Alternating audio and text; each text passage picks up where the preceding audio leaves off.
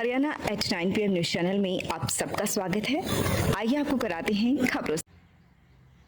आज बात करते हैं खरखोदा के पीएम श्री वरिष्ठ माध्यमिक विद्यालय की, जिसका सफ़र अंग्रेज़ों के ज़माने से लेकर अब तक लगातार सक्रिय है और आज एक अपनी गौरवशाली भूमिका में यह स्कूल है।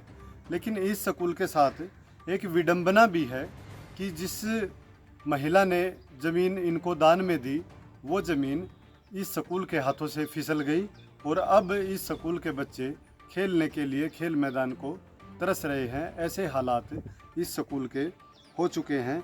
विद्यालय का एक संक्षिप्त इतिहास के बारे में हम आपको बताएं। मुग़ल सम्राट औरंगज़ेब ने 1705 ईस्वी में ताज मोहम्मद को खरखोदा का पहला नवाब बनाया था। 1710 ईस्वी में वीर बंदा बहादुर ने उसे यहाँ से भगा दिया। यानी कि जब वीर बंदा बहादुर जी खंडा गांव में आए थे, सेना तैयार की थी और अंग्रेज़ों के साथ, औरंगज़ेब के साथ लड़ाई लड़ी थी, तो तब यहाँ से विरासत तोड़ दी गई थी, यहाँ से उन्हें भगा दिया गया था। फिर जींद जिले के राजा भाग सिंह ने खरखोदा की बागडोर संभाली थी और सैयद परिवार को इसकी बागडोर सौंप दी थी। 1805 ईस्वी में विद्यालय के उत्तरी पूर्वी कोने के पास एक इस्लामिक मदरसा स्थापित किया गया। 1872 ईस्वी में सर सैयद अहमद खान की विचारधारा से प्रभावित होकर यहाँ प्राथमिक विद्यालय में बदला गया, यानी कि उस मदरसे को प्राथमिक विद्यालय में बदल दिया गया। 1923 ईस्वी में विद्यालय का इसको दर्जा मिल गया। मदरसे के बाद विद्यालय का दर्जा मिलने में इतना समय लगा। 1943 ईस्वी में इस विद्यालय को मॉडल उच्च विद्यालय का दर्जा मिला। मतलब अंग्रेज़ों के टाइम में ही इसको मॉडल उच्च विद्यालय का दर्जा 10वीं तक का दर्जा इस विद्यालय को मिल चुका था। आज़ादी के बाद यह मॉडल स्कूल नहीं रहा। यानी कि अंग्रेज़ों के ज़माने में मॉडल स्कूल था, लेकिन आज भी मॉडल स्कूल है। बीच में कुछ पड़ाव ऐसा आया जिसमें इनका मॉडल दर्जा छिन गया, मॉडल स्कूल नहीं रहा। तो 2004 के अंत में इसका निर्माण कार्य शुरू किया गया। यानी कि जो पहली बिल्डिंग थी, पुरानी अंग्रेज़ों के टाइम की बिल्डिंग थी, वो बिल्डिंग 2003 तक चली। 2004 में इस विद्यालय का नवनिर्माण किया गया।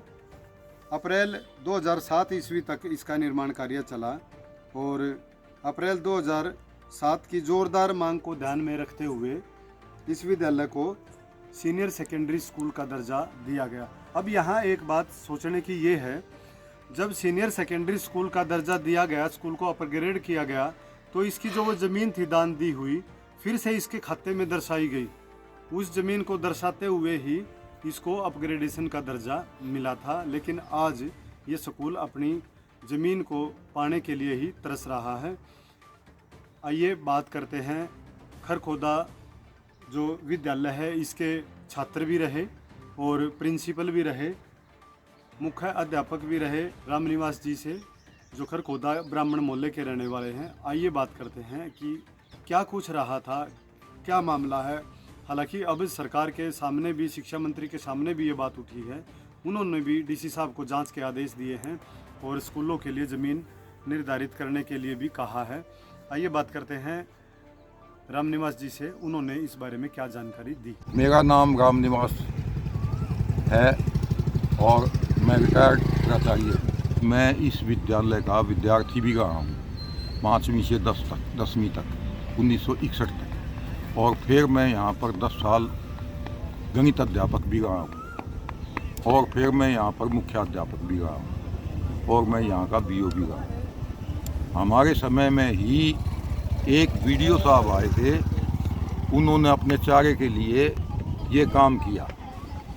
क्या किया कि ये ज़मीन लगभग 1948 के आसपास या उसके बाद में दान दी गई थी कृषि फार्म के लिए स्कूल के। उस समय स्कूल डिस्ट्रिक्ट बोर्ड का हुआ करता था, तो वो डिस्ट्रिक्ट बोर्ड के नाम ही मोटेशन हो गया। उसके बाद 1/10/57 को स्कूल सरकारी बन गया। सरकारी बनने के बाद मुख्याध्यापक से ये भूल हुई कि उसने ये ज़मीन सरकार के नाम नहीं चढ़वाई और ये डिस्ट्रिक्ट बोर्ड के नाम ही चढ़ी गई। फिर पंजाब सरकार ने एक नोटिफिकेशन द्वारा डिस्ट्रिक्ट बोर्ड को भी ख़त्म कर दिया। सारे राज्य में से डिस्ट्रिक्ट बोर्ड समाप्त हो गए और पंचायत समिति का जन्म हुआ। और फिर ये कहा गया कि जितनी भी डिस्ट्रिक्ट बोर्ड की संपत्तियां हैं वो सब ही पंचायत समिति में को चढ़ा दी जाएं, लेकिन स्कूल से संबंधित संपत्ति स्कूल की ही जायदाद रहेगी। ये भूल मुख्याध्यापक से उस समय भी हो गई कि उन्होंने ये ज़मीन लगभग 5.5 किले स्कूल के नाम नहीं चढ़वाई और डिस्ट्रिक्ट बोर्ड के नाम से वो पंचायत समिति में सीधे चली गई।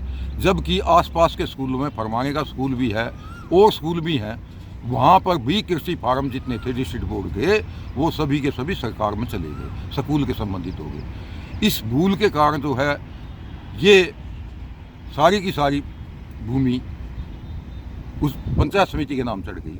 जबकि गुड़गांव से इसकी ग्रांट आती रही, ऊँटनी की ग्रांट आती रही, बेलदार की पोस्ट थी और ऐसे ही बच्चे वहाँ जाके कृषि की बातें सीखते रहे। लेकिन एक दिलबाग सिंह जी वीडियो आए, उनको ये पता लगा कि ये तो हमारे नाम चढ़ी हुई है। उन्होंने इस पर जाकर कब्जा कर लिया।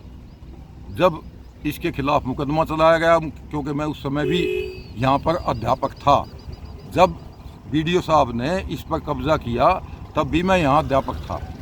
मैंने उनसे रिक्वेस्ट भी की, उन्होंने कहा भाई आपके नाम जब ये पंचायत समिति में चढ़ी हुई है, पंचायत समिति की आगे ब्लॉक में चढ़ गई, खंड उसके नाम पे चढ़ गई, खंड अधिकारी के नाम पे, बीडीओ के नाम पे।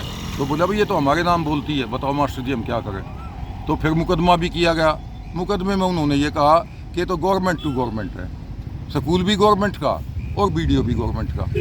इसलिए एलआर से जब हम लेने के गए वहाँ पर व्यक्तिगत रूप में, उन्होंने कहा कि ये तो गवर्नमेंट टू गवर्नमेंट है, आप फजूल की बात। किस महिला ने ये दान दी थी और इस पे कितने साल सरकारी स्कूल की कृषि की कक्षाएं लगती रही? ये घोगड़ी देवी नाम की एक ब्राह्मणी थी, विधवा, जिसने ये स्कूल को दान दी थी और लगभग ये यूँ समझिए आप कि 40-50 साल तक इस पर स्कूल का कब्जा रहा। मर सिटी अस्पताल हुआ अधिक हाईटेक। अब यहाँ आयुष्मान कार्ड से आंखों सहित सभी ऑपरेशन होंगे फ्री।